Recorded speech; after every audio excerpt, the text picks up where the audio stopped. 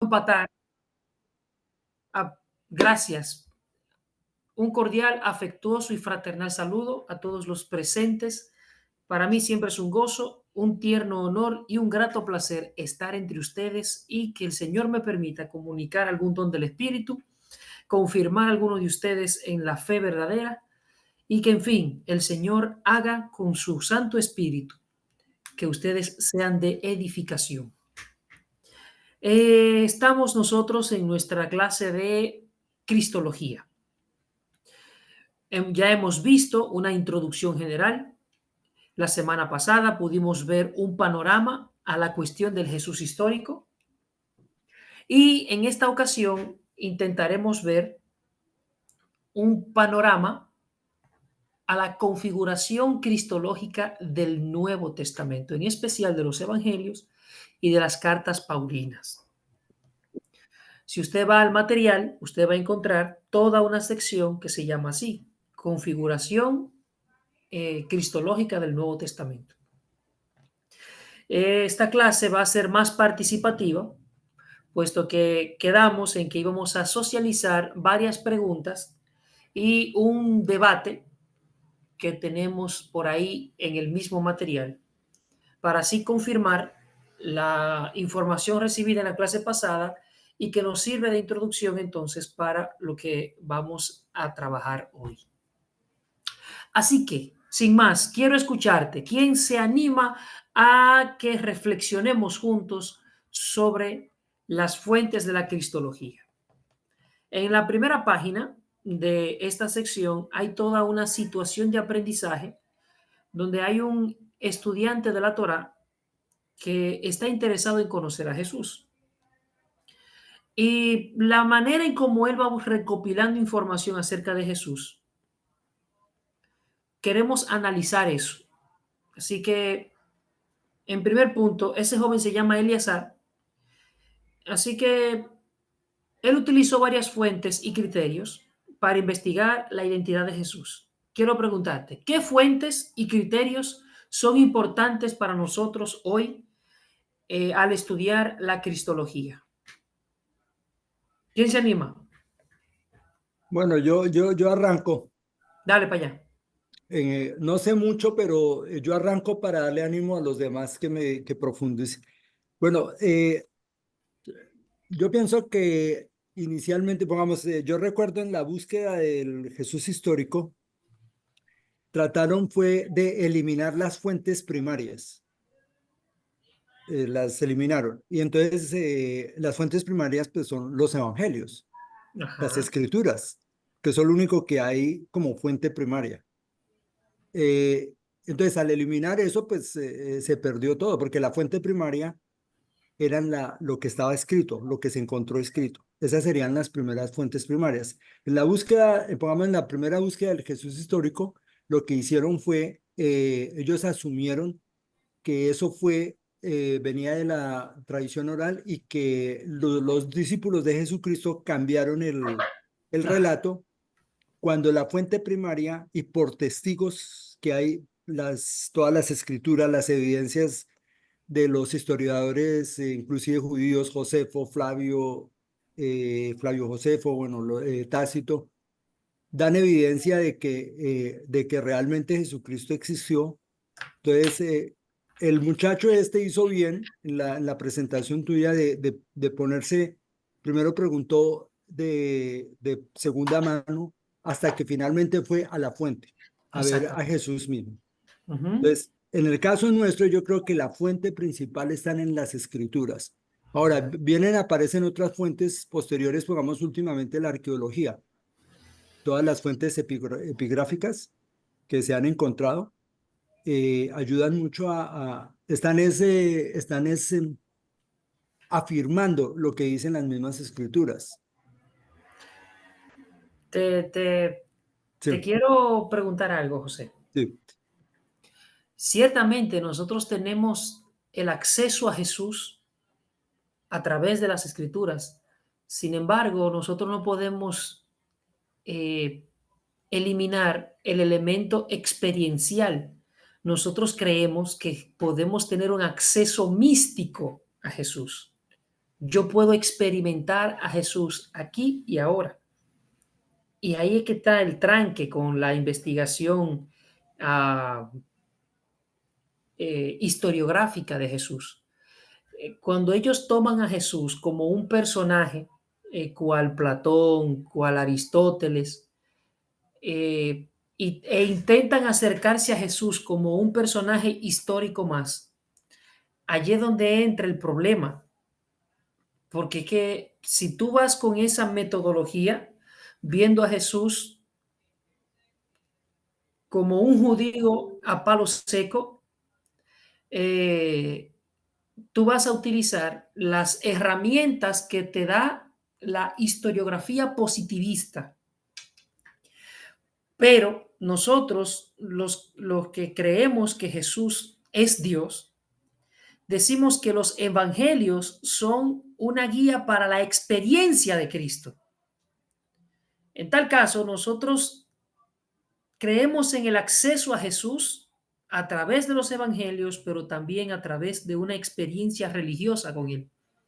Sí, claro, pero yo, es decir, yo no estoy hablando solo de Jesús el humano, sino Jesús Dios, que la evidencia la dan los evangelios. Yo no estoy Ahí, sacando, ahí vamos, porque que en ningún momento podemos permitirle la división entre el Jesús histórico y el Cristo de la fe. claro, pero No se le puede sí, conceder.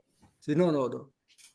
Pongamos, en el caso, pongamos, yo puedo dudar de la resurrección, Ajá. ¿ok? Al leer el testimonio de las escrituras de que él no resucitó. Pero inicialmente esa duda, a través de esas fuentes, los testigos, lo que hicieron los apóstoles, los demás seguidores, lo que ha ocurrido a través de los años y al final el testimonio mismo que le da el Espíritu de Dios a uno de que Él sí resucitó. Es mucho va a confirmar esa evidencia está escrita de que Él resucitó Ujú. y ha habido testigos de que Él resucitó. Y el testimonio es de que los primeros cristianos entregaron su vida por el testimonio de que Jesucristo resucitó.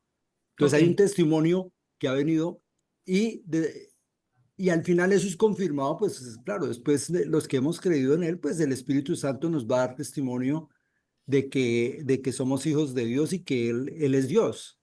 bien. Claro, bueno, ahí yo doy ahí mi brochada para que todos aporten. ¿Alguien más? Gracias, José. Me gustó mucho tu planteo. Me gustó mucho.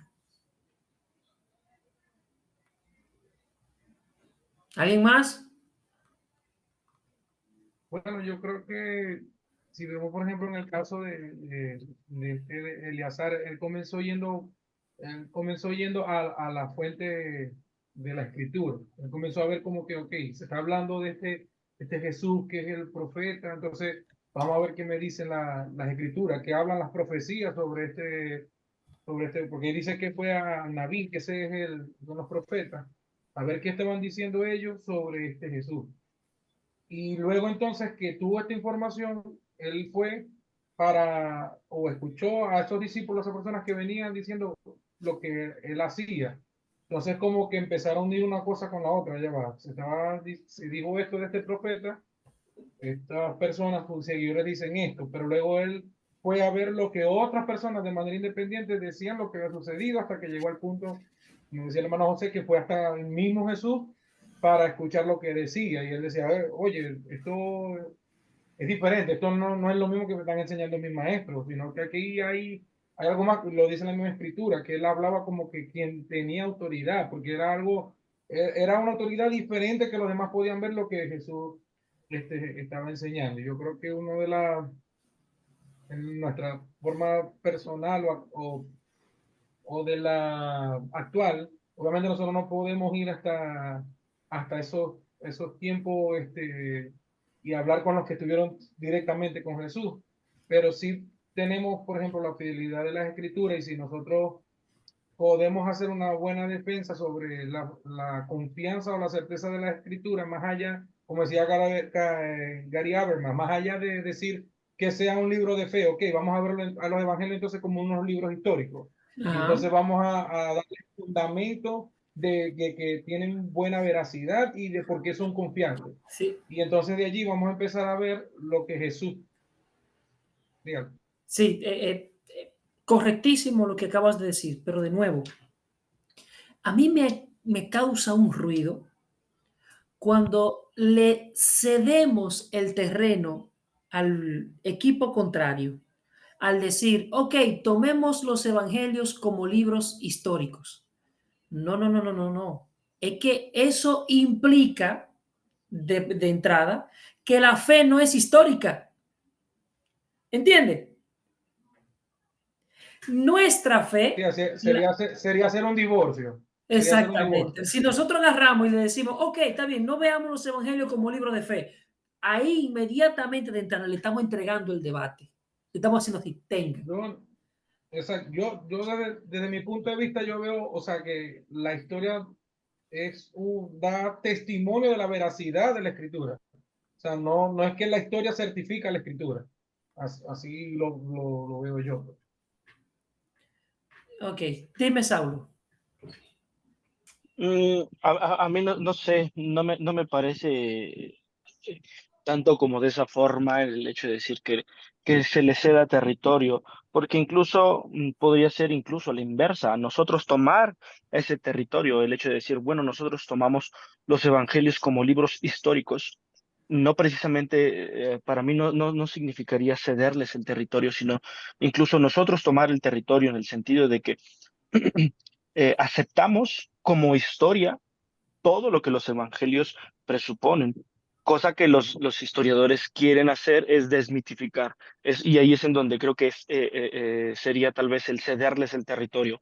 No en tomarlos como libros históricos, sino en desmitificar lo que los evangelios dicen. Ahí es en donde comenzaríamos a perder el territorio. Oye, Bueno, en el debate, imagínate que estemos enfrente de un teólogo liberal y que él te diga, no, yo no creo en la resurrección, eso fue parte de lo que Pablo creó y se adherió a la figura de Jesús y cuántas cosas. Ok, ¿por qué tú dices eso? No, porque recordemos que lo que vemos en los evangelios es el testimonio de fe de los discípulos, no realmente lo que ocurrió. Cuando tú le dices a él, ok, pero tomemos los evangelios como fuentes históricas, solamente, él ya tiene eso, ya él asumió esa presuposición y él no está negando la figura de Jesús. Él no la está negando, él lo que está diciendo es que hay que desmitificarla. Entonces, sí, sí, sí. al tú hacer eso, tú lo que tienes que agarrar es rescatar que todos los detalles que él asume como mito, adorno alrededor de la figura del núcleo histórico, son históricos. Eso es una negación del consecuente. ¿Quién eres tú para decirme a mí que los milagros no son históricos? ¿Quién eres tú para decirme eso? ¿Bajo qué criterio? El criterio de atestación múltiple. Bueno, aparece en los diferentes evangelios. Y así pudiéramos seguir. No, que la niña, la resurrección de la niña. Ok, ¿cuál es el otro criterio? El criterio lingüístico. Bueno, ahí tenemos a Jesús diciendo talita cumi.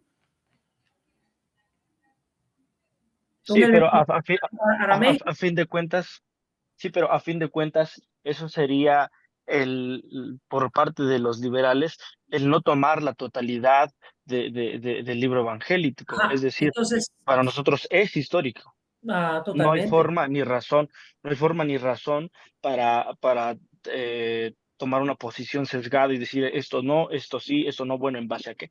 Entonces, ¿por qué? Porque del otro lado se piensa que la fe es un obstáculo para la preservación de la historia. Nosotros asumimos que la fe, por el contrario, es garantía de la historia.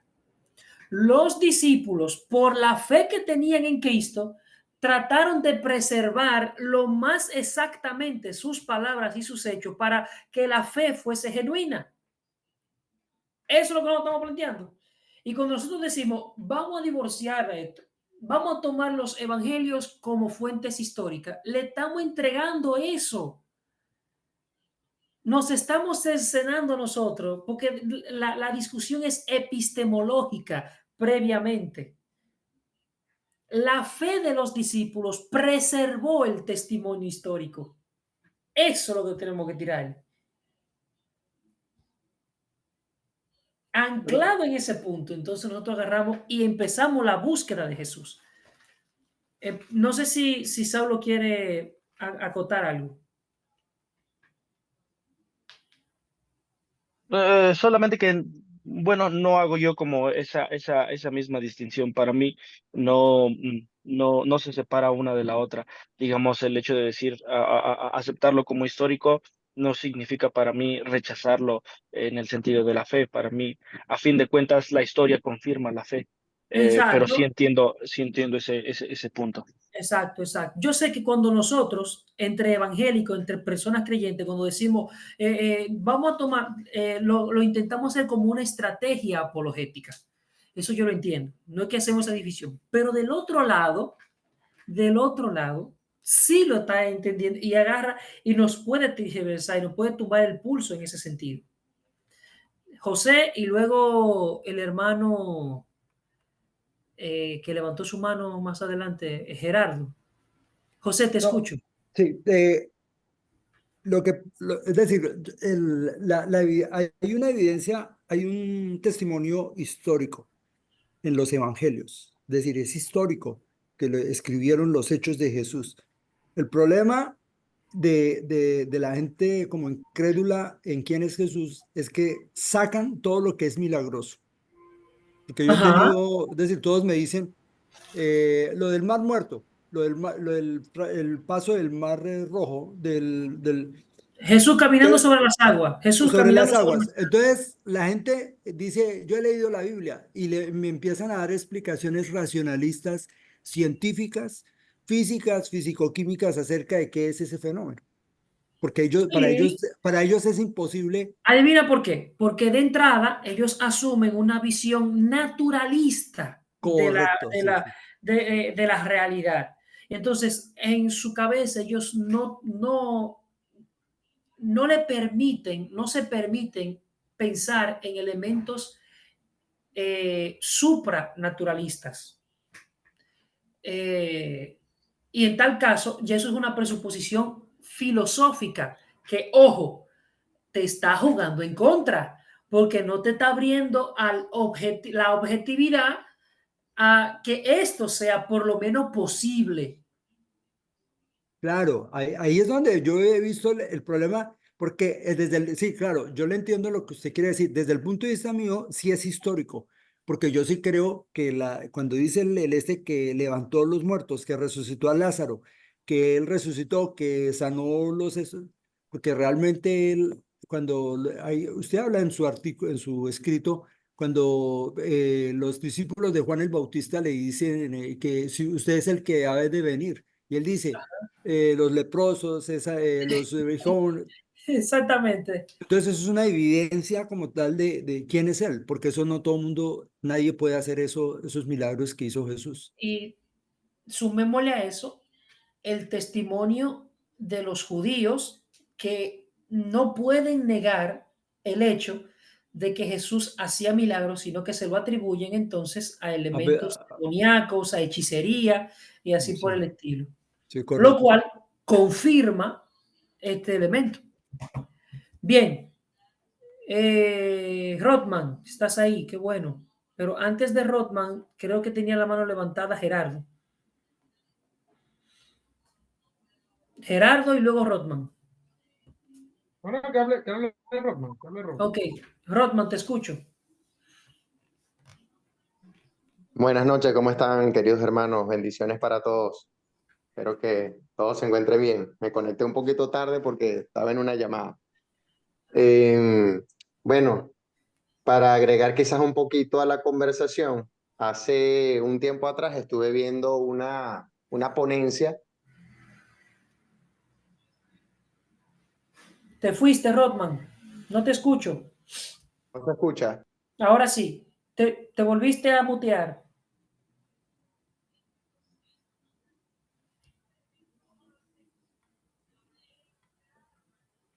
Te volviste a mutear, Rodman.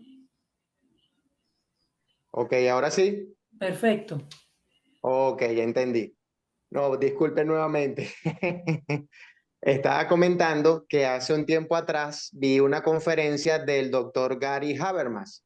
Ajá. Él es un historiador bastante famoso, o bueno, conocido dentro de los círculos del cristianismo, y de hecho es uno de los mayores defensores acerca de la historicidad de la resurrección de Jesús. Y una de las cosas que él menciona en esta ponencia es que hay un personaje que a él le gusta utilizar mucho como referencia histórica en este sentido y es el apóstol Pablo, porque él dice que si obviamos por un momento a los discípulos de Jesús, y nos centramos en Pablo, hay documentos y hay testigos y hay testimonios que avalan que Pablo no fue toda su vida cristiano, seguidor de Jesús, sino que él tuvo un origen judío, fariseico, y que luego ocurre algo en la vida de Pablo que lo hace cambiar radicalmente su postura y su posición respecto al cristianismo. Ujú. Entonces, claro, él argumenta que hay que ponerse en el papel de Pablo y meterse en el contexto histórico y político del momento. O sea, ¿qué ganaba Pablo para sí en convertirse al cristianismo desde el punto de vista político o económico? Nada. De hecho, los demás discípulos de Jesús tampoco. Entonces, eso es un argumento desde el punto de vista de él como historiador que le da mucho peso a la creencia de que no solamente Jesús resucitó, sino que, bueno, también ejecutó todos los milagros que están narrados en el texto bíblico, porque estamos hablando de personas que estuvieron dispuestas hasta perder la vida con tal de decir esta verdad, con tal de preservar lo que ellos habían visto y de lo que habían sido testigos. Entonces, a mí me gusta mucho ese argumento porque realmente es como dice usted, profesor Juan, y nosotros no podemos concederles a la otra ala filosófica o historiográfica que quiere negar la fe como elemento de la narrativa, el argumento de, no, bueno, la fe impide que se cuente o que se pueda verificar exactamente lo sucedido. O sea, realmente no se puede ignorar ese elemento allí porque precisamente esa fe fue la que impulsó a estos hombres a preservar lo que habían visto. Exactamente. Entonces, quería compartir eso, pues. Y un elemento adicional, no recuerdo bien la autora, porque es una mujer, una investigadora histórica del Nuevo Testamento, que ella comparó el prólogo de Lucas con toda la literatura científica de la época. Y ella llegó a la conclusión de que en el prólogo de Lucas, él asumió los criterios historiográficos de los tratados de su época. Que ella, en pocas palabras, ¿alguno de ustedes sabe lo que es el formato APA?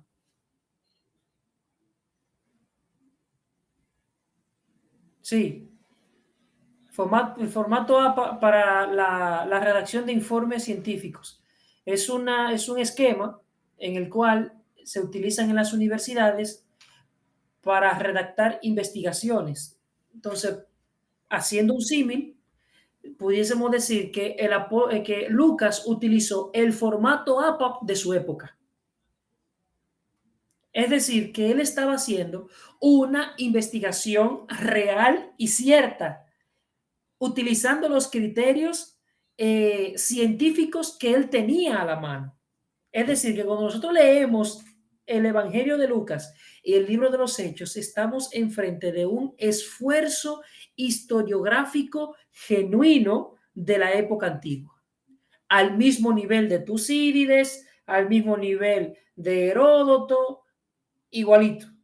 ¿Se entiende?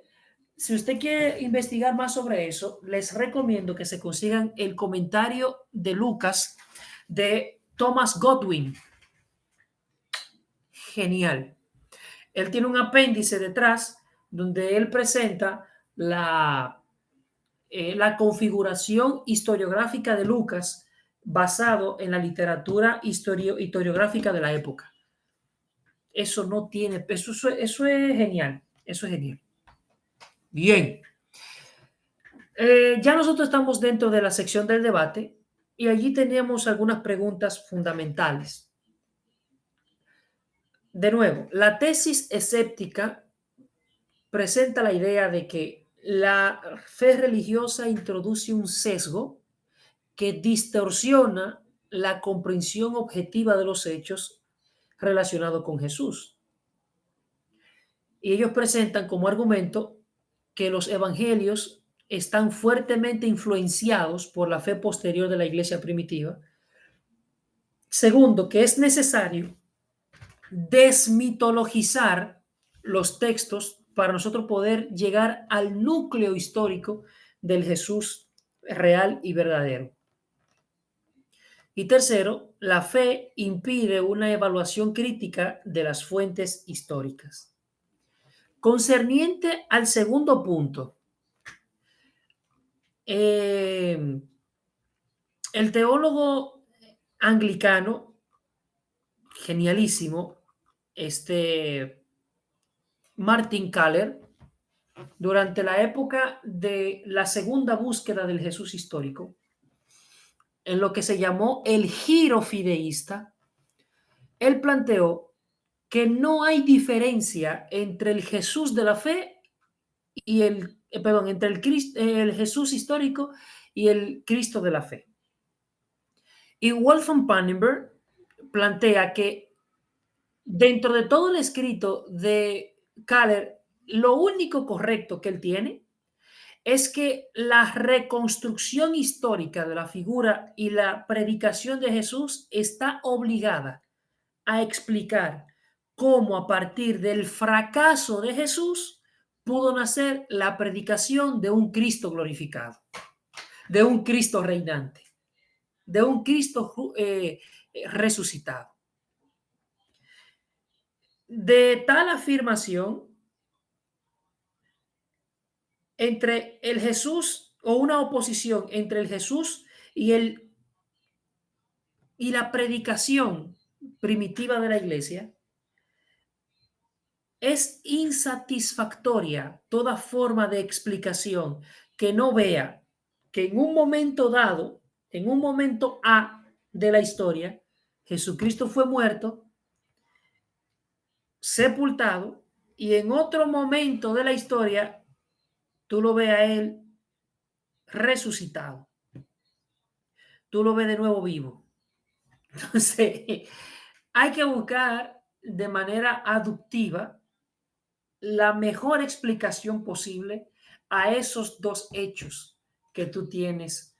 Y la mejor explicación es directamente que real y verdaderamente Jesús resucitó. Pero eso es harina de otro costal. La pregunta que yo hago es, del otro lado, de este lado del charco, nosotros planteamos que la fe es una garantía que motivó la preservación precisa de las tradiciones sobre Jesús. Y por eso vemos a Pablo diciendo, porque yo os entrego lo que asimismo recibí, que él tomó la noche que fue entregado, tomó pan y lo partió y dijo todo esto y aquí. Y es lo interesante que tiene ese testimonio de Pablo, es que es anterior a los evangelios. Cuando Pablo escribió eso, los evangelios aún no habían sido escritos. Es una fuente anterior a los evangelios.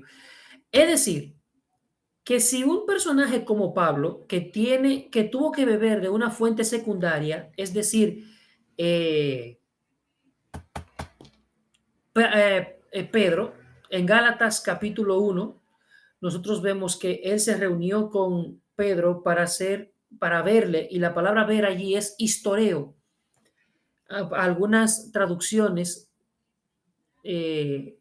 valga la redundancia, traducen eso como para entrevistarse con Pedro. Entonces, esa fe, ese núcleo de fe, ellos transmitieron eso y para ellos era importante para que las personas pudiesen ver de que realmente estaban en contacto con una persona real y verdadera. Ahora yo pregunto, de ambos grupos, ya que ustedes leyeron los dos planteos en el material, ¿qué tan lógico y coherente fueron los argumentos presentados por cada uno? Brevemente, para que no se nos vaya el tiempo acá, yo quisiera que ustedes eligieran qué pregunta quieren responder o qué aspecto del debate quieren hablar para así nosotros avanzar un poquito y no centrarnos únicamente en esto.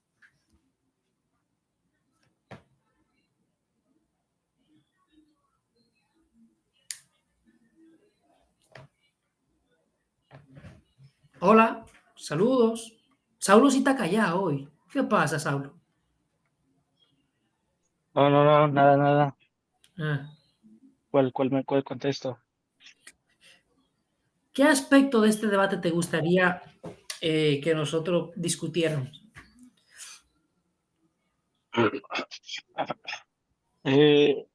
Espérame, déjame abrir los documentos.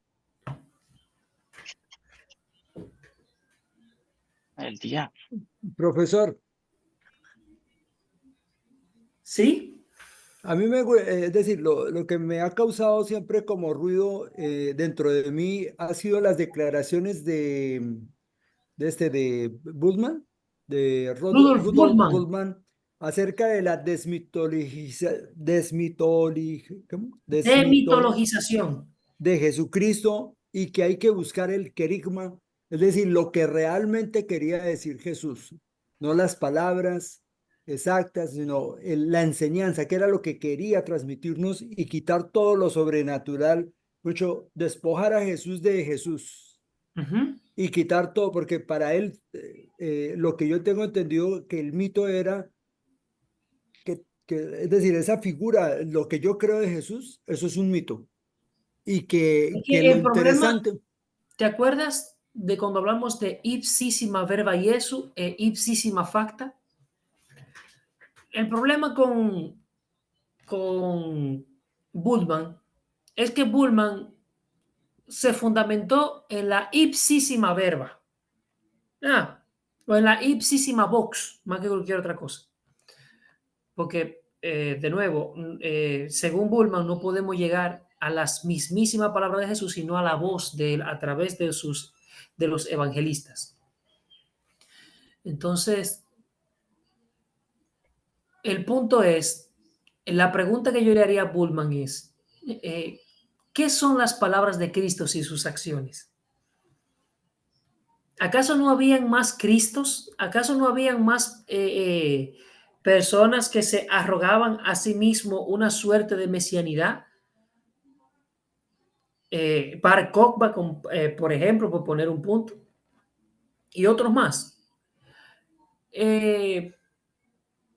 Cuando al mismo Jesús le preguntaban, ¿eres tú el que habría de venir? Él no dijo, escuchad mis palabras. Él no dijo, ¿acaso no ven la autoridad con la que yo hablo? Yo no dijo eso. Jesús dijo, venid y ved. Los ciegos ven, los sordos oyen, los cautivos son liberados. Entonces, para Jesús, sus palabras estaban ligadas a su persona. Y su persona operaba, y él daba como evidencia de su mesianidad las cosas que él hacía. Y los mismos fariseos lo entendieron. Maestro, sabemos que vienes de Dios, porque las cosas que tú haces, nadie las puede hacer si no viene de Dios. Entonces, todo el esquema bulmaniano, cuando tú entiendes que la metodología, cuando tú partes y lees los evangelios desde una metodología mixta, viendo que se corresponde la ipsísima verba Jesu con sus ipsísimas facta. Cuando tú ves eso, el texto bíblico se abre y tú puedes ver y vislumbrar que el Cristo de la fe es el Jesús histórico, Dios eterno. Bien.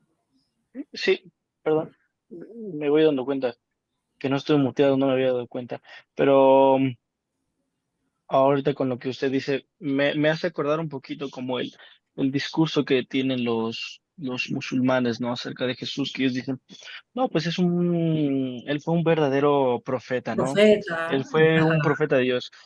Cuando lo reducimos a la verdad epistémica, decimos, no puede ser un verdadero profeta si él se dijo ser Dios y no era Dios. Ahí está. Entonces, o es un verdadero profeta, él es Dios, o sea, si ustedes lo ven como un verdadero profeta, él debe de ser Dios porque él afirmó ser Dios, o no es un profeta. Y era un charlatán, entonces no pueden tenerlo, no pueden aceptar una sola parte, es exactamente lo que pasa con este varón, o sea, no pueden decir, bueno, pues quedémonos con lo bonito que él dijo. A fin de cuentas, lo que él dijo, pues tal vez alguien más pudo haberlo dicho, pero a fin de cuentas lo que lo respalda son sus hechos, es todo lo que él hizo, es lo que respalda lo que él dijo. Por ejemplo, muchas veces se dice las palabras de Jesús. Cuando Jesús dice, amarás a tu prójimo como a ti mismo. Esa es la enseñanza central de Cristo, la enseñanza genuina de Cristo. Ah, eso ya lo había dicho, eso está escrito en Levítico 18. Hay muchísimos targúmenes, hay muchísimos halaká de rabinos que habían enseñado que hay que amar a su prójimo como a uno mismo. Eso no es original de Jesús. Entonces, lo que hace diferente a la enseñanza de Jesús es quién Él es. Es lo que hizo. Es lo que ocurrió con su persona. Ahí es que está la clave para entender esto.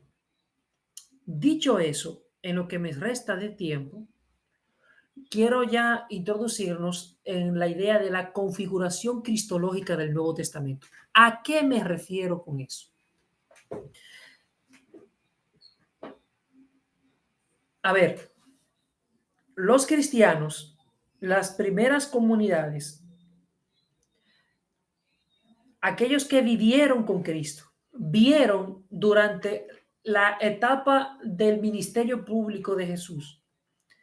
Ellos, muchas de las cosas que Jesús hizo, no la entendieron. Ellos simplemente la vivieron, pero se quedaban muchas veces en un limbo. Posteriormente a la llegada del Espíritu Santo, a la resurrección de Cristo, ellos comenzaron a entender muchas de las cosas que Jesús dijo y muchas de las cosas que Jesús hizo anteriormente. Y eso es lo que nosotros podemos notar en los evangelios. Por eso es que a mí no me gusta dividir fe e historia en los evangelios, porque los evangelios nos cuentan la historia de la fe. Y por eso que nosotros decimos que nuestra fe es histórica en todo el sentido de la palabra.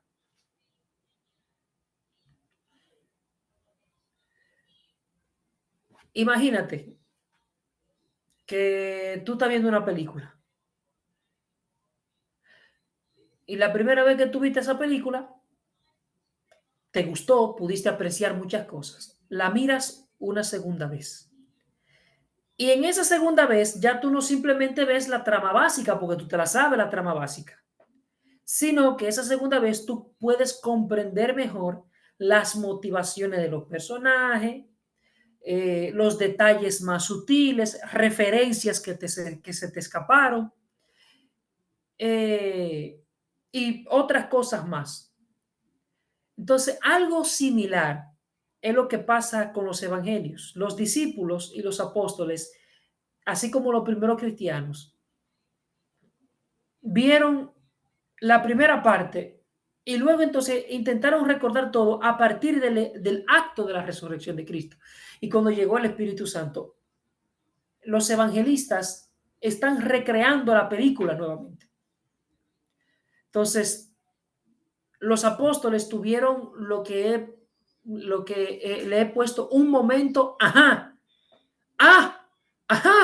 ya entendí. Esto fue lo que quiso decir cuando habló esta voz, este trueno que se escuchó cuando él fue bautizado. Ya entendí. Ese era su padre diciendo, este es mi hijo amado en quien tengo complacencia. Y así por el estilo, nosotros podíamos ver ciertas cosas. De así que todas las enseñanzas de Jesús y todas sus acciones cobraron un nuevo significado y ellos entonces pudieron entender más claramente quién era realmente Jesús, el Hijo de Dios y el cumplimiento de todas las promesas del Antiguo Testamento. En especial, Mateo nos ayuda a comprender cómo Jesús es la clave para poder comprender las profecías que apuntaban a una nueva época. Así que los evangelios no son simples biografías, sino que también explican quién era Jesús y por qué él es importante. Cuando los expertos tratan de explicar o de investigar a Jesús en los evangelios, se fijan en dos cosas. Ellos se fijan en los títulos que se le dan a Jesús, Hijo de Dios, Mesías, Hijo de Hombre, y cómo esos títulos son etiquetas que resumen quién es Jesús y cuál es su misión. Y la segunda cosa que los especialistas tratan de ver en los evangelios es cómo se desarrolla la historia en cada evangelio. Y cada evangelista nos narra la historia de una manera única, relacionada, pero única, que nos da diferentes aspectos, diferentes detalles que uno de los demás no pudo ver en su reflexión de los hechos históricos. Entonces, cuando uno ve eso en detalle, a esa idea, a esa forma en cómo los primeros cristianos intentaron de explicar los hechos, es lo que nosotros llamamos la configuración cristológica del Nuevo Testamento. Así, a grosso modo, te voy a dar un ejemplo. ¿Acaso no te ha llamado la atención que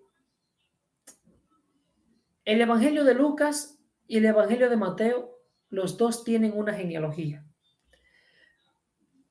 Mientras que Mateo comienza directamente con la genealogía, Lucas le hace una introducción previo a presentar la genealogía y presenta el escenario en el cual Jesús nace. La anunciación, presenta estos personajes a Elizabeth, a Zacarías, el que iba a ir primero que Cristo, que es Juan el Bautista, y toda la historia está contada para que podamos entender mejor el acto del nacimiento de Cristo. Perfecto. ¿Qué yo quiero rescatar de esto?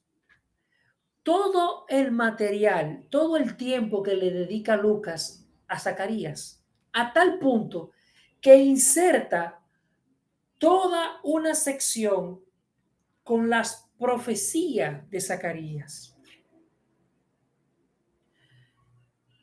¿Por qué él hace eso? Porque para Zacarías, lo que Lucas está tratando de enseñarnos es que Jesús es la pieza clave para entender toda la historia de la redención. Cuando tú lees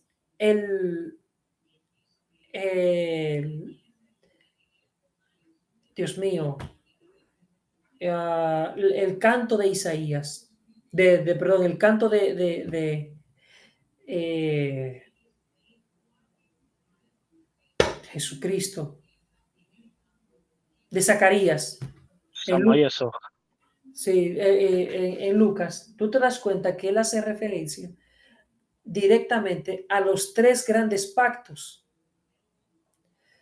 Bendito sea Dios que ha visitado a su pueblo y viene a traernos, se acordó del pacto que hizo con su siervo Abraham, nos levantó un retoño de salvación, ese David, y nos da un nuevo pacto para que nosotros podamos servirle con libertad.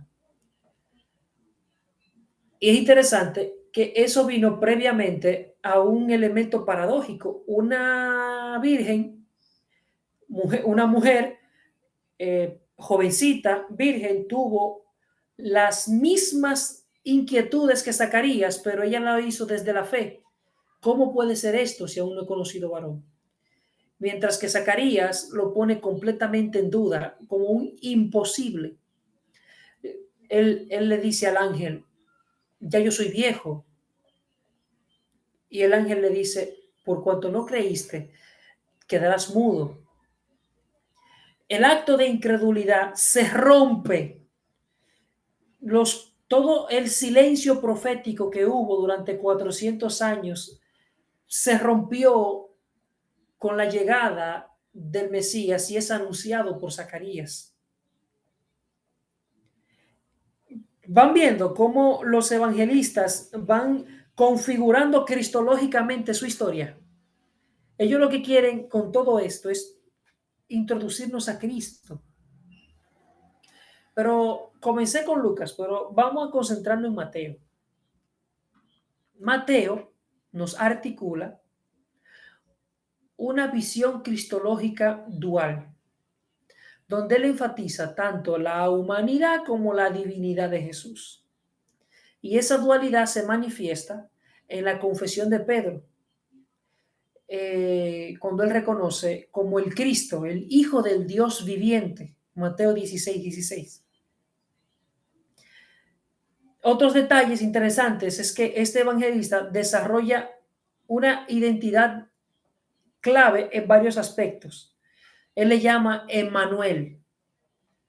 Y Mateo presenta a Jesús como la encarnación de la presencia divina, tanto de su ministerio terrenal como en la formación de la iglesia posterior. Si tú lees a Mateo 1:23, te dice, él será llamado Emmanuel, Dios con nosotros. Pero en el mismo evangelio, en el versículo 18, verso 20, él dice, estaré con ustedes.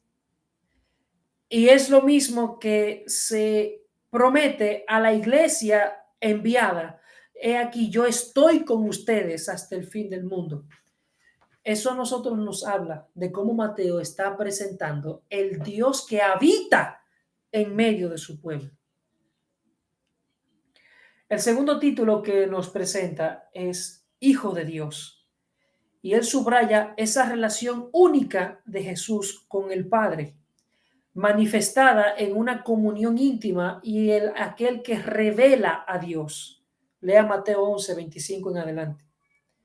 Luego introduce el concepto trinitario vinculado a Jesús con el Padre y el Espíritu Santo en Mateo capítulo 3, a partir del verso 16. Él trata de presentar este vínculo único, por eso presenta esa visión beatífica en su bautismo. Y luego entonces nos habla simultáneamente Mateo cuando enfatiza la humanidad de Jesús trazando su linaje hasta David y Abraham. Y esa genealogía tiene un doble propósito puramente teológico. El primero es presentar a Jesús como hijo de David. Entonces, en Jesús se cumple la promesa divina de un reino eterno profetizada en 2 de Samuel capítulo 7. Y luego entonces, como hijo de Abraham, él realiza la bendición universal prometida a todas las naciones en Génesis 22. Es interesante cómo Mateo enlaza las profecías del Antiguo Testamento. El ejemplo clásico es como él utiliza en Mateo capítulo 2 la profecía de Oseas. Esto es para que se cumpla lo dicho por el profeta. De Egipto llamé a mi hijo.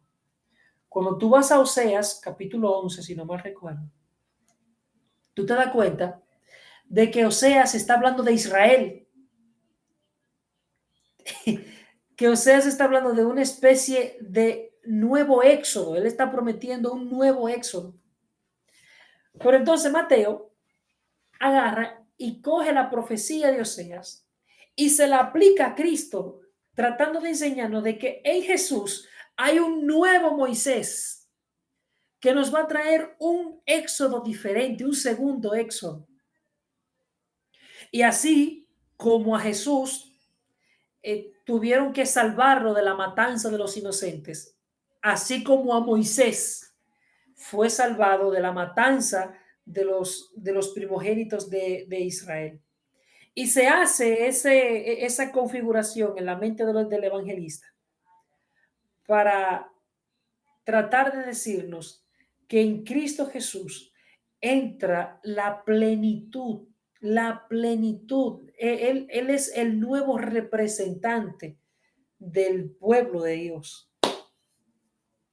Entonces Mateo interpreta la visión salvífica de Jesús como el cumplimiento de la vocación de Israel. Jesús, como hijo de Dios, lleva a cabo la obra salvífica que originalmente se encomendó a Israel. Así que aquí Mateo se esmera en demostrar cómo Jesús cumple las profecías del Antiguo Testamento, aunque de maneras que sorprenden a los judíos e incluso puede parecer hasta inesperado. Y es crucial comprender que la perspectiva de Mateo, la filiación divina de Jesús, no es el resultado de el cumplimiento de esas profecías, sino que es al contrario, su condición preexistente como hijo de Dios es lo que le permite cumplir la obra salvífica. Entonces, la cristología mateana es compleja y trata de integrar las tradiciones del Antiguo Testamento con esta nueva revelación en Cristo y nos ofrece una interpretación teológica multifacética de la identidad y la misión de Dios en Cristo, mostrándonos a el príncipe que habría de venir. De ahí esa idea de la genealogía. No en vano se ha dicho que Mateo es el evangelio para los judíos. Él se esfuerza en convencer a los judíos en ese sentido. ¿Alguna pregunta hasta este punto?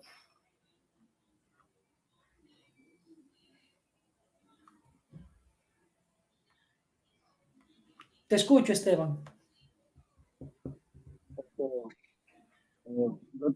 Siempre había leído los evangelios como la clave, o sea, la clave para entender los evangelios en mi perspectiva siempre ha sido la muerte y resurrección de Jesús. O sea, yo entiendo que los evangelios fueron escritos desde esa perspectiva, apuntando hacia allá.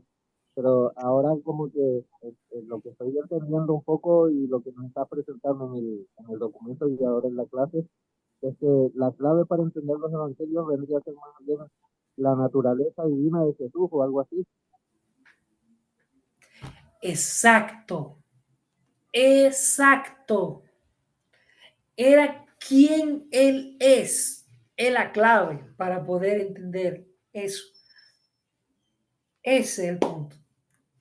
Excelente observación.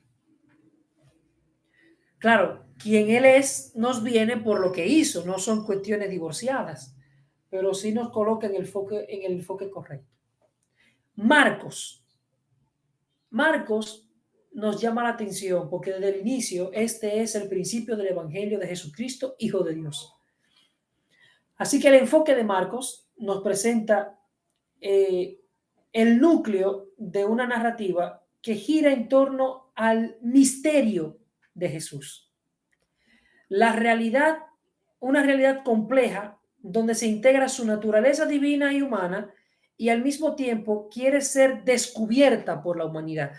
Yo veo en Marcos más esa idea de descubrir a Jesús, de descubrirlo, a quién es Él. De ahí que el secreto marcano puede ser aprovechable como categoría teológica, no como categoría historiográfica, que fue lo que hizo William Weir. Ver el secreto marcano como una clave historiográfica, no como una clave teológica, para entender el Evangelio.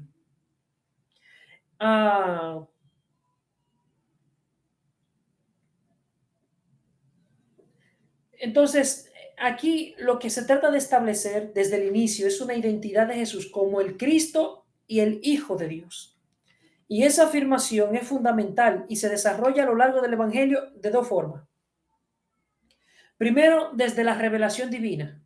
El Padre declara la filiación divina que tiene con Jesús en Marcos 1, desde el versículo 11 en adelante. Y luego entonces está el descubrimiento humano. Los individuos reconocen y confiesan por sí mismos la identidad de Jesús. Y esa mesianidad de Jesús, que tú lo puedes ver en Marcos 8, a partir del versículo 29, en el capítulo 9 también, en el 41 y en el 12, se presenta como una realidad que debe ser discernida a través de sus palabras y acciones. Entonces, Marcos también subraya que la obra mesiánica de Jesús no se ajusta a las expectativas populares de la grandeza, sino que se realiza principalmente a través de la pasión y la crucifixión. Alguno de ustedes que lea Marcos 8:31 para que nos demos cuenta.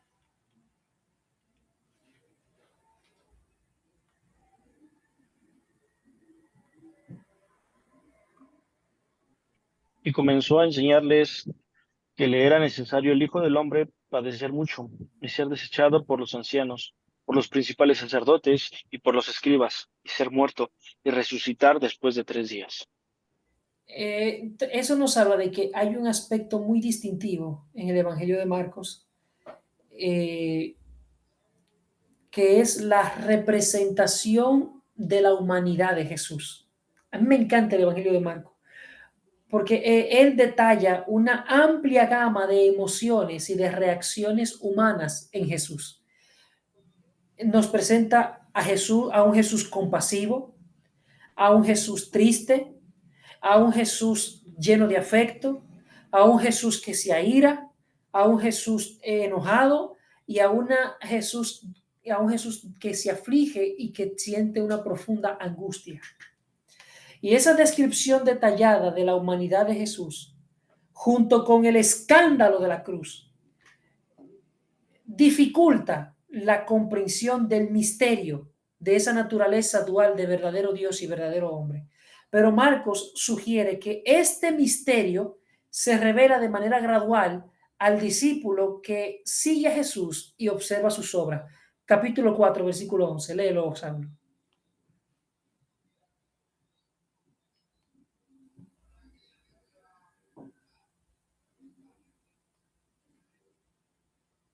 Cuatro 11. Y les dijo, ay, el diablo. Señor, Y les dijo, y les dijo, a vosotros os es dado saber el misterio del reino de Dios, mas a los que están fuera, por parábolas todas las cosas. Eso nos introduce a esa idea de que Jesús, aquellos discípulos que tenían una afabilidad, podían comprender mejor las parábolas. Las parábolas para ellos eran un método pedagógico, pero para los incrédulos era un método antipedagógico, era una antirrevelación del reino. Entonces, la cristología marcana culmina con la promesa de que este misterio se iba a manifestar plenamente cuando el Hijo del Hombre, que ha sufrido y ha sido rechazado y llevado a la muerte, regrese en gloria. Así que ese misterio es la clave para poder entender la identidad de Jesús presentada en una narrativa que invita a los lectores a un proceso de descubrimiento y de reconocimiento muy equilibrado, equilibrando cuidadosamente la representación de la divinidad y la humanidad de Jesús. ¿Alguien quiere aportar algo a lo que acabamos de decir?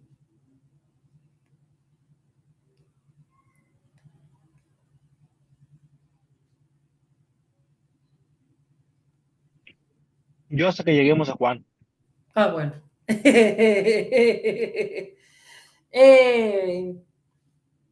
Lucas, Jesús, Hijo del Altísimo. Aquí, Evangelios y Hechos, tenemos que verlo como una obra única. Nos presenta una perspectiva verdaderamente, vamos a llamarle única, y centrada en la historia de la salvación, como ya les había explicado al inicio. Lucas examina ese papel y la significación de las acciones de Cristo para llevar a término la historia salvífica, discernir el marco redentor en la historia de la humanidad. El Evangelio de la infancia es de importancia capital. Allí está caracterizado como un puente entre el Antiguo y el Nuevo Testamento, ilustrando cómo la salvación para todas las naciones emerge del remanente fiel a Dios. Estoy pensando en una Ana, en un Simón, y por si fuera poco también, es el Evangelio de la celebración, porque en Lucas nosotros encontramos que todo el mundo está cantando. Zacarías profetiza, María canta, Ana también, Simón también, el Nunc Dimittis, los ángeles cantan. Todo el mundo está celebrando la llegada de Cristo, la llegada del deseado de todas las naciones. En la teología lucana, Jesús representa un nuevo comienzo para la humanidad. Sus acciones son, por tanto, cruciales para esta nueva condición humana. Lucas presenta la vida terrenal de Jesús como un viaje decidido hacia Jerusalén, donde se consuma la salvación a través de su muerte y su éxodo. La ascensión marca el final de la vida terrenal y su paso glorioso como el resucitado, desde donde envía al Espíritu Santo. Entonces Lucas, al igual que los otros evangelistas, atribuye a Jesucristo diversos títulos que pueden definir su identidad y su misión. Hijo de Dios, Señor, que se usa nada más y nada menos que 103 veces en el Evangelio de Lucas y 107 en el libro de los Hechos. Cristo, Salvador, Santo, Justo. Así que Lucas enfatiza de manera particular el papel de Jesús como el principio, el arjé de la nueva creación. Y en ese sentido, Jesús se presenta como el modelo de todas las virtudes cristianas, incluyendo la misericordia, la oración continua, la humildad.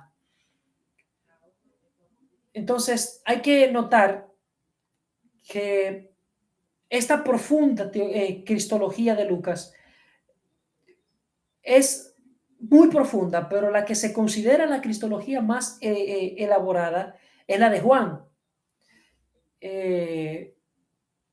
Como señala Orígenes, que la flor de la escritura son los evangelios y la flor de los evangelios es Juan. Así que Lucas nos proporciona ese marco teológico muy rico para poder entender el papel de Cristo en la historia de la salvación y su significado continuo para la vida de fe del creyente. Ahora sí, Juan. Llegamos a Juan. Jesucristo, el unigénito del Padre, que es Dios, literalmente. Yo no sé cómo puede, si quise pensar o existir un grupo que niegue la divinidad de Cristo cuando hay una declaración tan fática en la escritura de su divinidad. Pero aquí, cuando hablamos de la cristología joánica,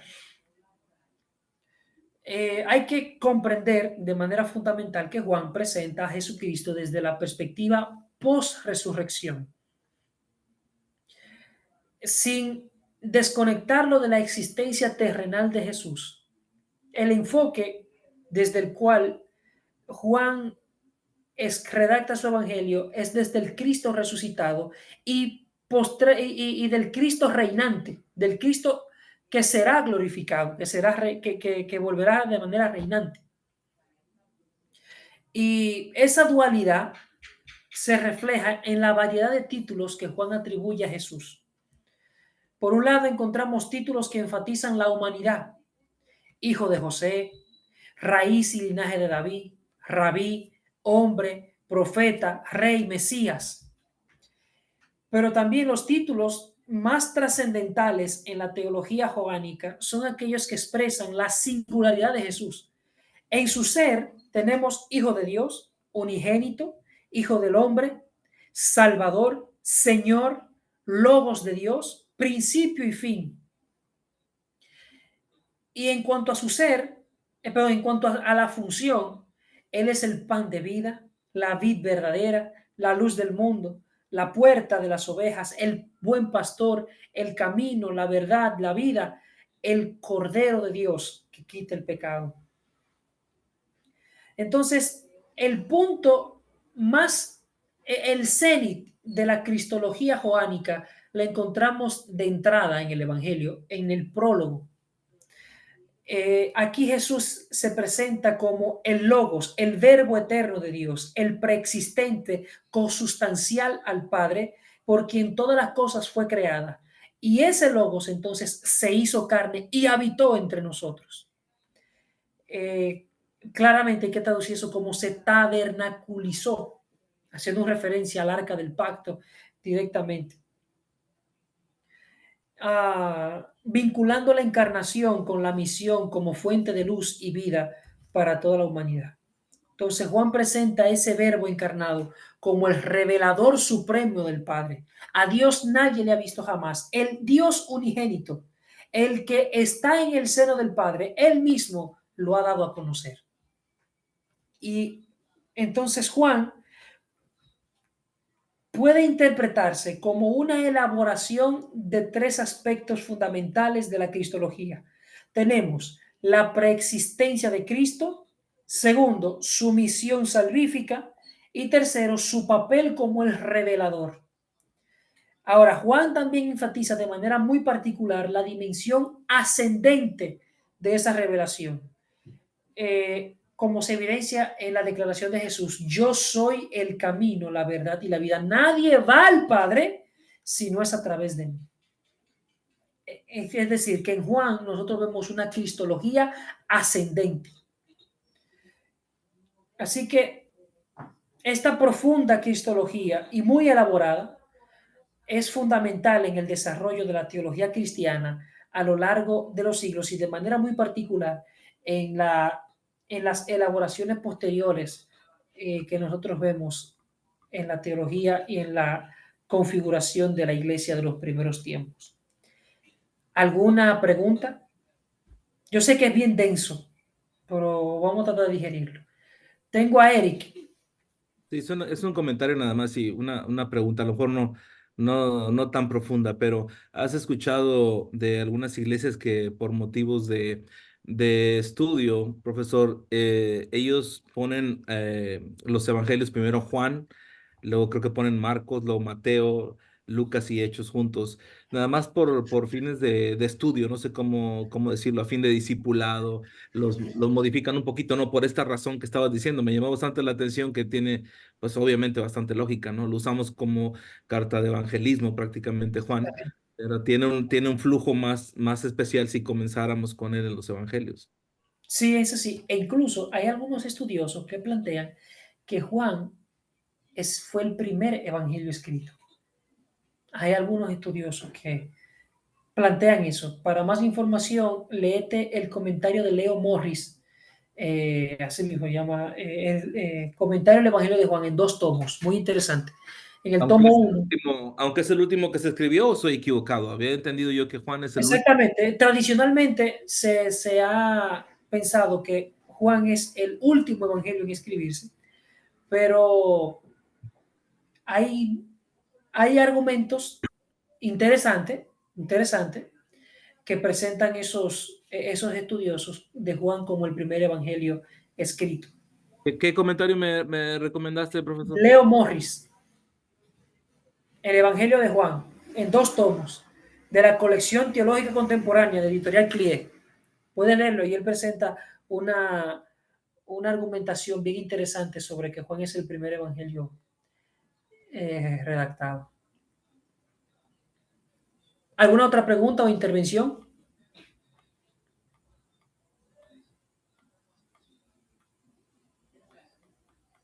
Bueno, a mí pues siempre me llamó mucho la atención el libro de el Evangelio de Juan, precisamente por todo lo que tiene a la hora de hablar de la cristología.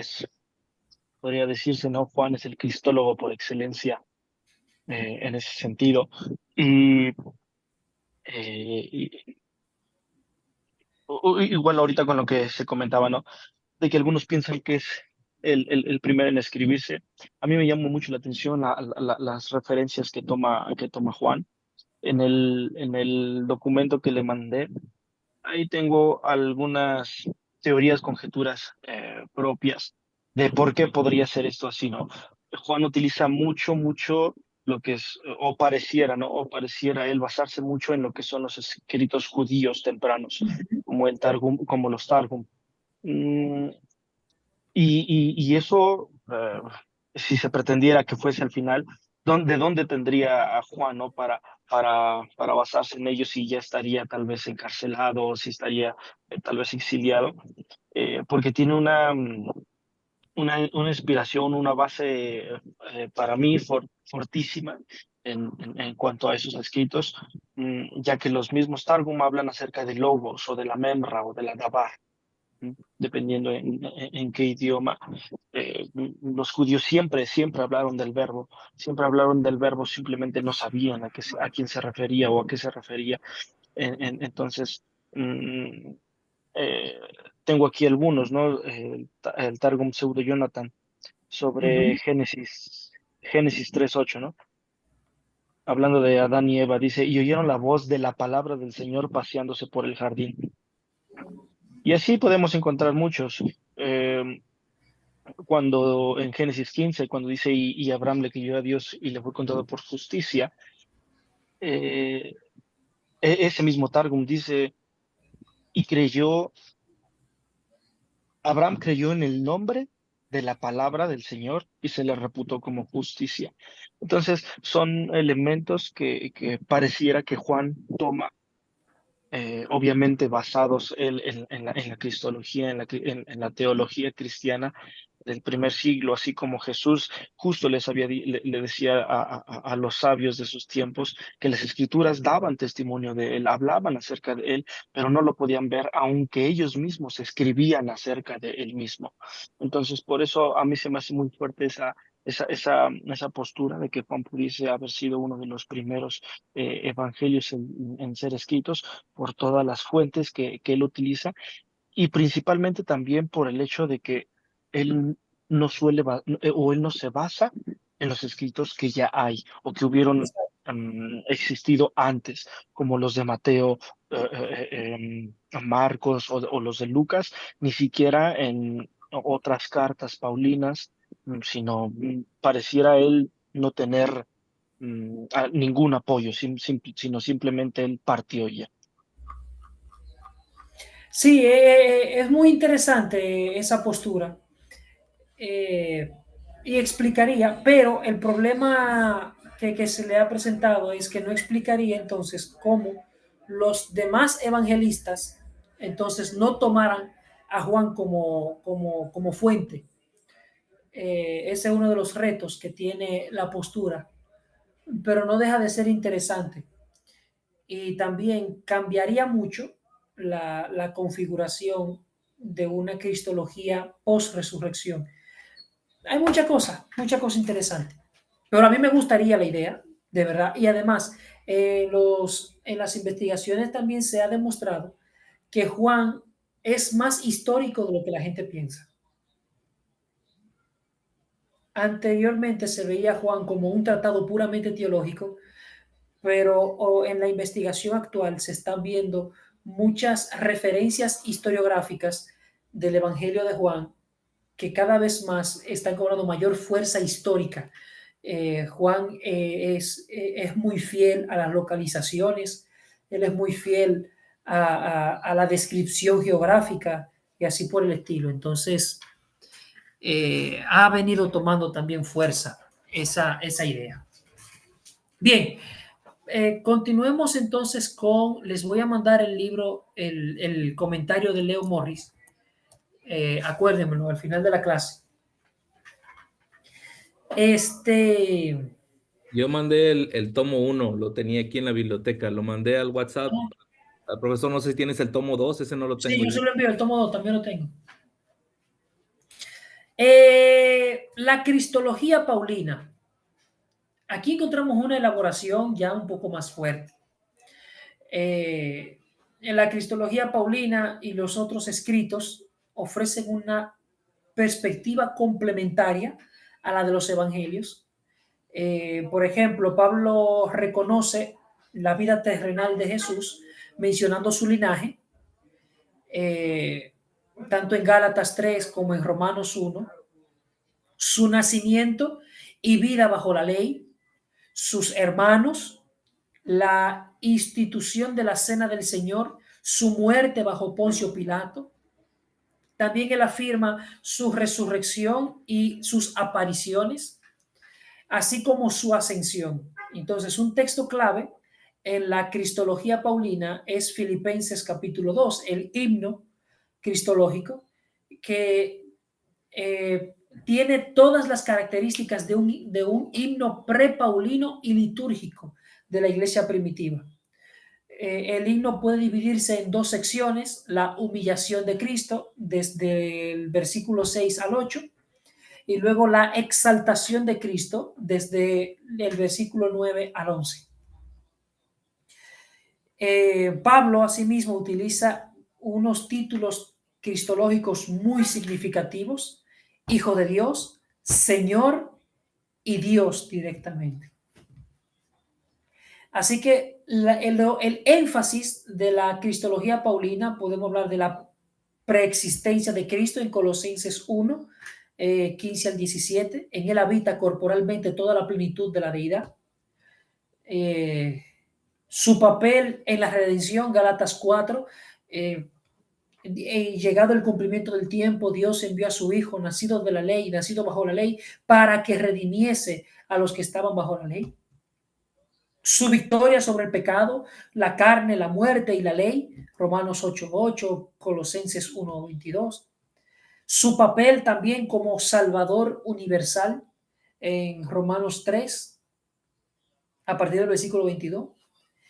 Y su representación de la humanidad como el nuevo Adán, como el segundo Adán, en Romanos capítulo 5, en 1 Corintios 15, en 2 Corintios 5 también, y en Colosenses 1:18. Y por último, el Cristo cósmico, en su dimensión cósmica, en Colosenses 1:15 al 20. Vemos toda esa elaboración de la cristología paulina, es bien interesante.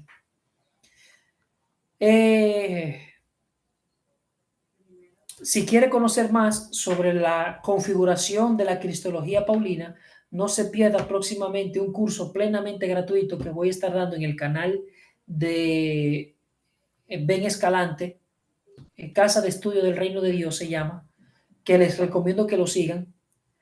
Voy a estar allí dando un curso sobre una introducción al pensamiento de Pablo y hay una clase completa sobre el pensamiento cristológico de Pablo. En los demás escritos del Nuevo Testamento, en las cartas de Pedro se enfatiza a Cristo como el Señor, así como su obra salvífica y también la futura parusía, el regreso de Cristo.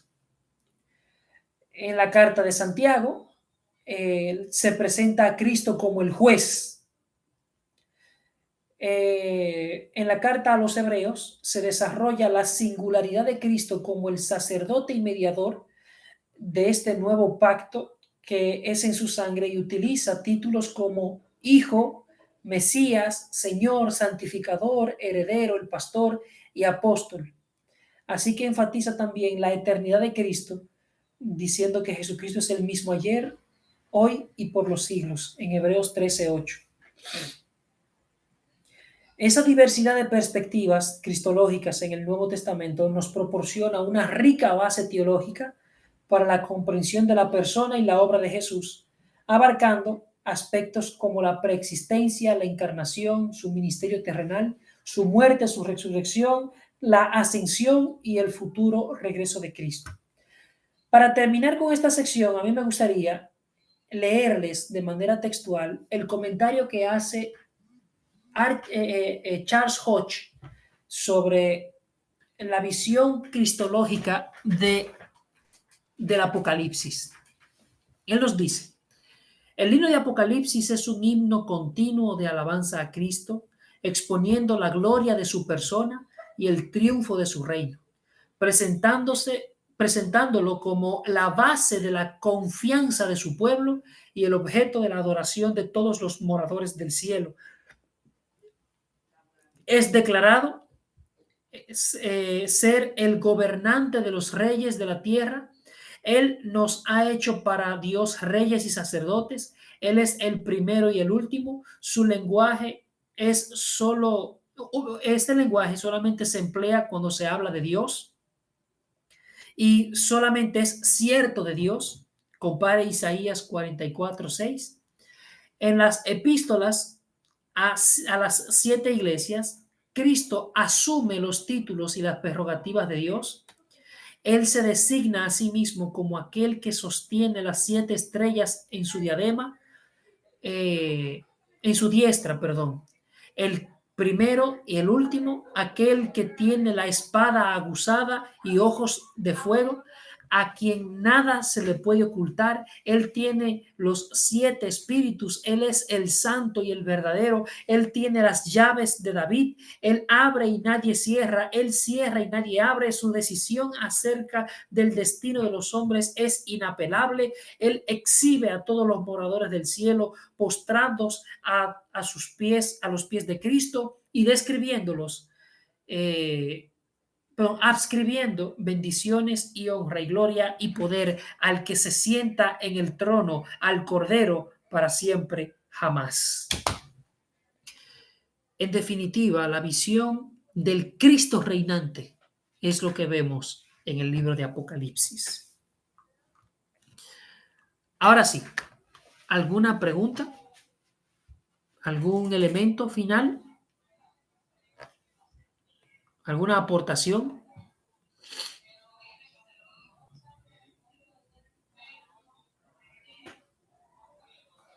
Hagan preguntas, o pregúnteles usted, hermano. Os lo pregunto yo. Menos a mí.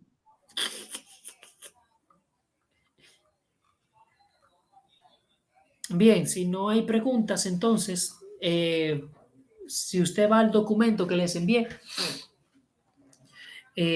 allí encontrará una actividad titulada Leyendo la Biblia como un erudito,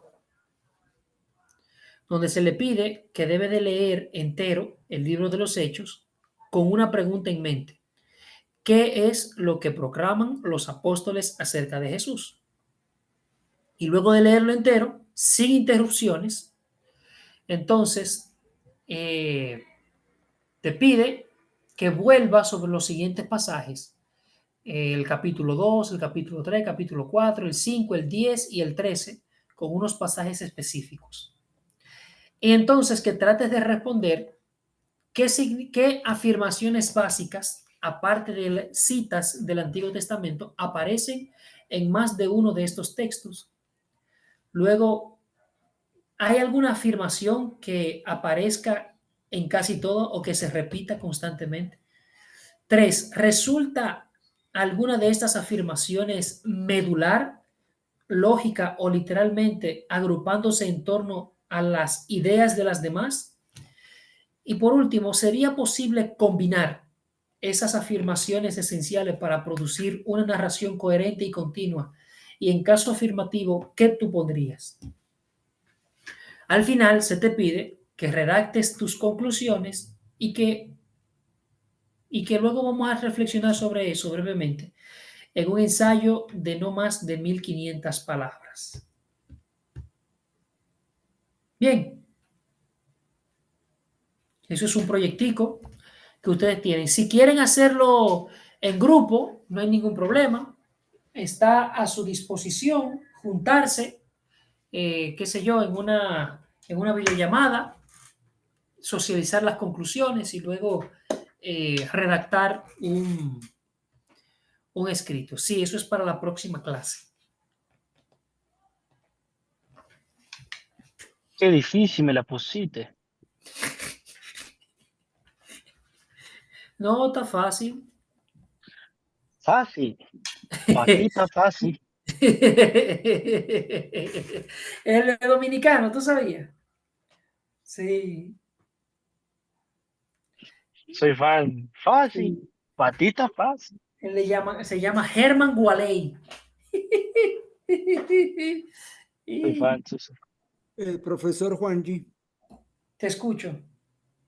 ¿usted ha escuchado a este autor D.A. Carson? Ah, el papaupo de la matica, el macho man Randy Seven, el mero mero, el hombre de las tres gónadas, el genialísimo Donald Carson.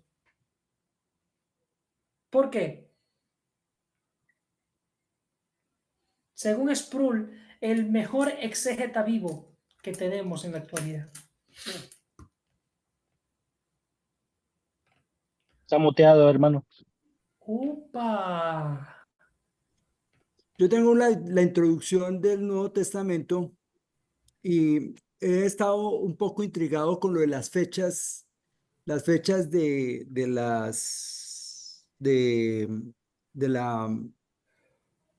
en que se escribieron los libros del Nuevo Testamento. Especialmente me ha intrigado la parte de Apocalipsis, Ok. sobre todo por las diferentes posturas que hay. Entonces, dependiendo de la fecha en que se escribió Apocalipsis, pues cambia la postura radicalmente. Sí, Así es. exacto. Si yo digo que se escribió antes del 70, ya me puedo volver preterista histórico, preterista, Pero nunca completo. sí, ¿No? preterista, no, casi completo de que Jesús ya casi vino y pasó todo. Por lo menos Y si es, preterista parcial. El preterismo parcial o adquiere sí, o una por lo cierta fe. menos preterista ese que hablan histórico, que bueno, pero que ocurrió o si fue en el 90, pues cambia, puedo volverme casi dispensacionalista. Sí, exactamente. Bueno, entonces eso, dése cuenta que la fecha en que asuma, ahora que hay unos que dicen que los evangelios fueron escritos de por allá en el 120, entonces ya cambia todo eso. ¿Usted qué opina acerca de esas dudas que nos ponen todos estos eruditos cuando leemos? eh, nos ponen es decir, a veces uno lo ponen como a, usted que ha manejado No, mejor esa situación, ¿cómo la ve? uno lo que hace es que asume una fecha que le cuadre mejor con la lectura que uno hace del Evangelio. Por lo general, uno tiene que tener suficiente evidencia sólida para uno cambiar la fecha específica. Y yo no veo ningún problema en mi lectura devocional del texto.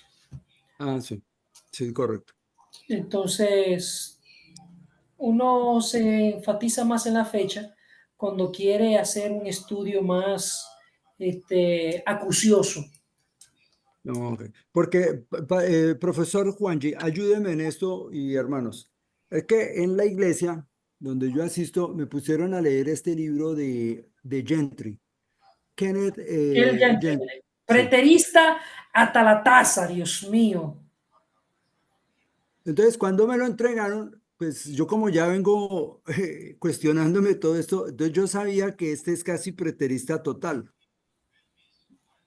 Y entonces yo ni lo he terminado, lo he ojeado ahí, está en inglés, y entonces me causa mucho ruido porque me dijeron los que me lo entregaron, allá lo sacaron de la librería, le entregamos este libro porque le explica bien todo lo de Lo del Apocalipsis. preterismo. Ajá. No una religión del preterismo, lo que explica bien, claro, entonces, yo le voy a decir una cosa, yo tomé clases de Apocalipsis con el doctor Juan Stam, que ya murió. Tremendo. Sí, sí, entonces él tengo los libros de él de Apocalipsis, ver y comprar, pero fue muy amigo mío y, y claro, él fue cuestionado porque lo asociaron con parte de la teología de la liberación allá en Centroamérica cuando todo este tipo de cosas, pero yo después de él, yo tomé cursos en la misma iglesia, hice todo el curso de John MacArthur, pero él ya es futurista dispensacionalista. Entonces a mí me tocó balancear todo eso porque yo en la misma época yo estudié el libro de Apocalipsis, estudié con Juan Stan y después allá en la iglesia estudiamos desde el punto de vista de MacArthur. Y entonces ahora me pusieron a estudiar porque el profesor Néstor me dio un libro donde están los 4 puntos de vista y hay una posición que yo no había contemplado que es el dispensacionalismo progresivo. Yo no la Ajá. sabía. Y a mí me gusta ese. Entonces yo me cometí el error de decir que yo era dispensacionalista progresivo y entonces me pusieron a leer este libro. Y claro, y ahí lo que yo veo es el problema de las fechas. Y ahorita como estamos hablando de eso, entonces tengo el problema ese de las fechas. Porque yo no soy preterista total, eso es una herejía para mí. Exacto. Para todos, para todos. Hasta para los mismos preteristas, los preteristas parciales dicen directamente, no, no, eso es una herejía. El mismo No, Gentry no asumiría eso. Pero también es un poco forzoso ver todas las profecías cumplidas en el 70, o la sí. gran mayoría, ver las profecías cumplidas en el 70, porque eso hace depender mucho el significado de las fuentes extrabíblicas. Ujú. Profesor Juanji, mi última pregunta es, ¿usted qué ha tenido esa capacidad de leer autores de diferentes cualidades? Yo he tenido mis restricciones, pongamos, para leer gente que va en contra de mi propia fe. Es decir, yo no sé cómo, yo escucho de Bullman lo que dicen los demás, pero pongamos yo ponerme a leer libros allá de teología liberal o pongamos ponerme a seguir a Piñeras. Yo no sé hasta dónde un tipo de eso llega a moverle a uno la fe. Amado, te voy a dar la Esto- clave. Te voy a dar la clave. Y le voy a decir bajito, bajito, bajito. Hay que ponerse un preservativo en el cerebro y en el corazón para uno meterse en esos carrandales. Nosotros le decimos así aquí a los prostíbulos de mala muerte. Entonces, cuando uno se va a meter en ese sitio de teología de mala muerte, uno tiene que agarrar e ir revestido con el Espíritu de Dios. Pero Sproul es uno de los autores más conservadores que yo he leído y él estudió en una academia liberal en Holanda. Así que yo creo que no podemos cerrarnos. Hay que aprender a hacer el, aprender a ejercer el discernimiento y entresacar lo precioso de lo vil en todas partes. No creo que todo lo que se diga, por ejemplo, en las ciencias bíblicas, es mentira o exageración, a pesar de que no comparto su enfoque hermenéutico y su enfoque epistemológico. Hay muchas cosas que se pueden rescatar, mucho del contexto sociohistórico. Ahí hay que prestarle atención a esa gente, de verdad, hay que prestarle atención cuando ellos hablan del contexto histórico, hay que escucharlo, pero inmediatamente ellos comienzan a hacer teología, ahí es que tú tienes que ponerle un alto, ponerle un stop. No es en la premisa, es en las conclusiones. En las conclusiones que ellos comienzan a distorsionar. Bien.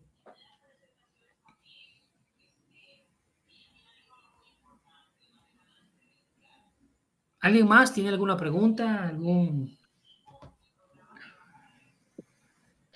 punto No sobre lo, específico sobre la lo cristología que comentar. nosotros vemos?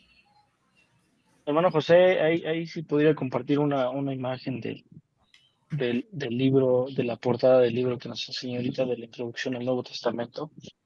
Si lo molesto, por favor.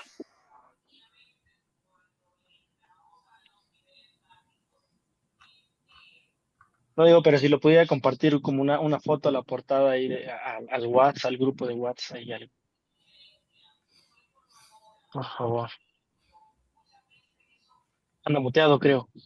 Sí, ya se lo voy a mandar, ya lo mando. Gracias. Y sobre lo demás, pues siempre hablo yo mucho, ya que ya mejor me callo. Bien, muchachos, entonces,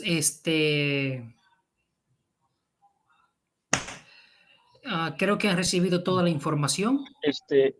Solamente me había avisado mi amiga que no iba a poder estar hoy por cuestión de trabajo. Nada más era eso. Sí, yo leí ahí, pero está bien, no hay problema. Recordando que pueden acceder al link que le vamos a mandar para que puedan ver la grabación de la clase.